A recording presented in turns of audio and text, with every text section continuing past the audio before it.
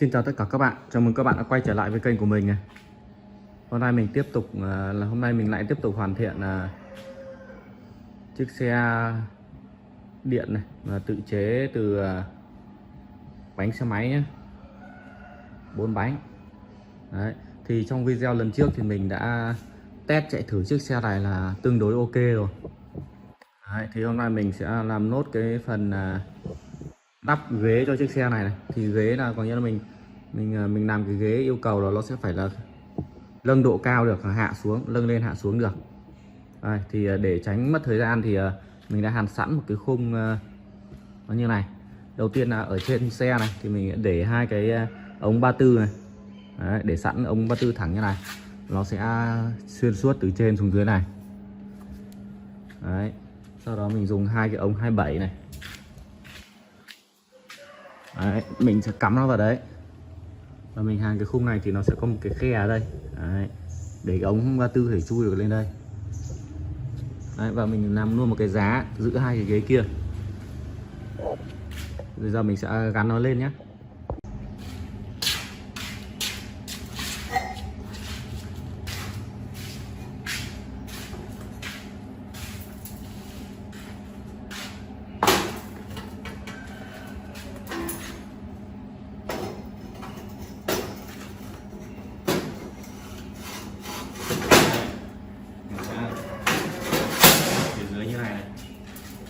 Khi cần nâng độ cao thì sẽ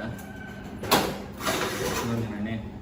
Đấy, cái bên mình là bây giờ mình đã hàn chắc.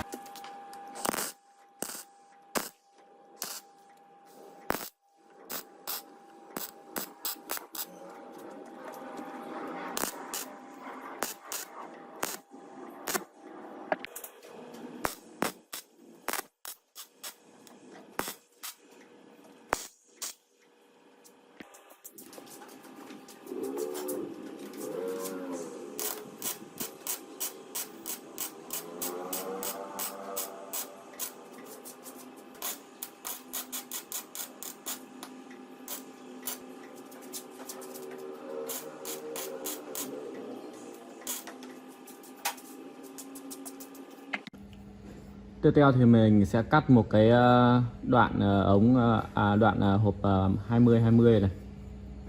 Đấy, và một đoạn ống 16 này. Đấy, thì hai cái này ấy, nó sẽ vừa khít với nhau luôn. Đấy.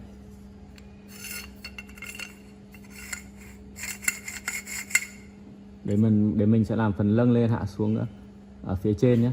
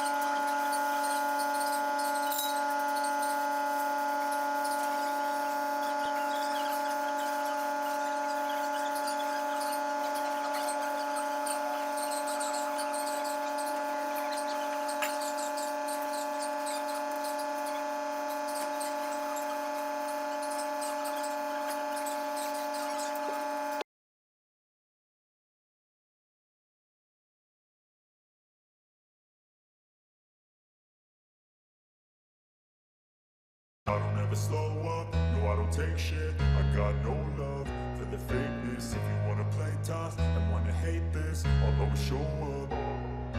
I don't ever slow up, no I don't take shit. I got no love for the fakeness. If you wanna play tough and wanna hate this, I'll always show up and make a statement. I don't ever slow up, no I don't take shit. I got no love for the fakeness. If you wanna play tough and wanna hate this, I'll always show up and make a statement. Everything I do so instinctive and so passionate. Every word I move so descriptive like an adjective. I got a vendetta against people who patented being negative when you should be getting after it. I got facts over tracks, this and that. Spitting slow, spitting fast. I could roast, I could gas. Think I'm okay at last, but I don't know if that can erase all the past. And the pettiness, a reflection of the emptiness. Hilarious, you think you're worth my time. You're delirious, mysterious, because you hide behind a fake exterior. Inferior, you know I'll always be a bit superior. Get off of me, this ain't no humble brag. I want you to hear words, you can say them back. I want you to feel free from the chains that last, and to believe in what you got, it was built to last, yeah. Now that I've been put through hell, I never got anyone's help. I had to do it all myself. I don't ever slow up, no I don't take shit. I got no love for the fakeness. If you wanna play tough and wanna hate this, I'll always show up and make a statement. I don't ever slow up, no I don't take shit. I got no love for the fakeness. If you wanna play tough and wanna hate this, I'll always show up and make a statement. Gonna live in consequence of being incompetent. Mental health is confidence, dreams into modestness. I'm not here to save the day, that's for you to take away. I could play a million mind games, but instead of say something not illogical, something that is topical. Rub it on and watch it go, make yourself unstoppable. Prove you're irresponsible, but they're always possible. If you just believe, you could be so remarkable. Thoughts in my head, a collage and they spread. I'll be great one day, going off of my meds. No, I'm not giving up, no, I'm not giving in. I will make it to the top, taking off in the wind. I gotta make it, I'm saving every day to taste it. I'm patient, but my mind, it can hardly take it. I'm chasing a dream that I've had for several ages of vacant. Modern kingdom for the taking. Now that I've been put through hell, I'm never...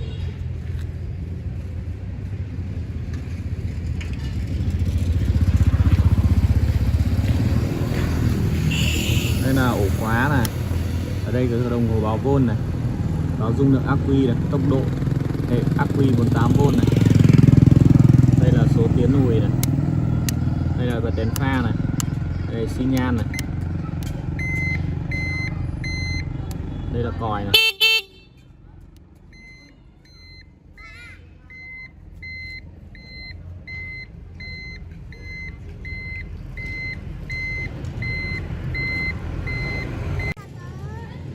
Ok, bắt đầu lên xe này.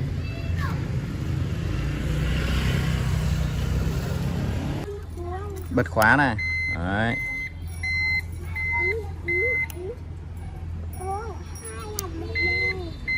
Tiến này. Người chắc nhá.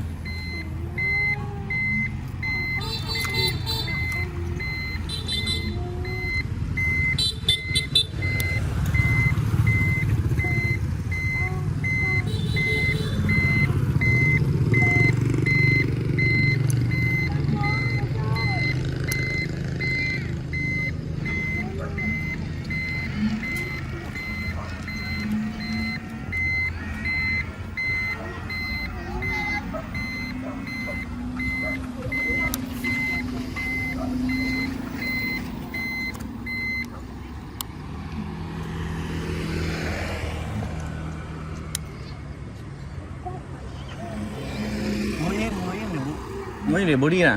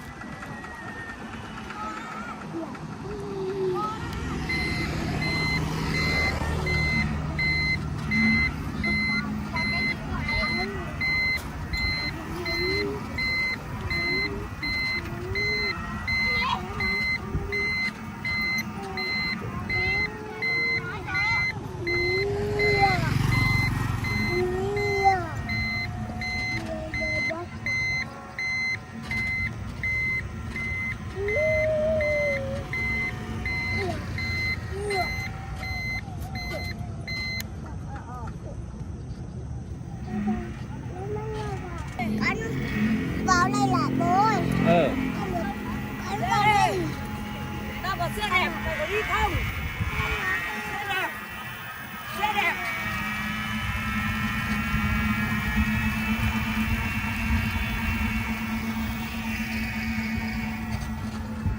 Có bỏ tay ra con.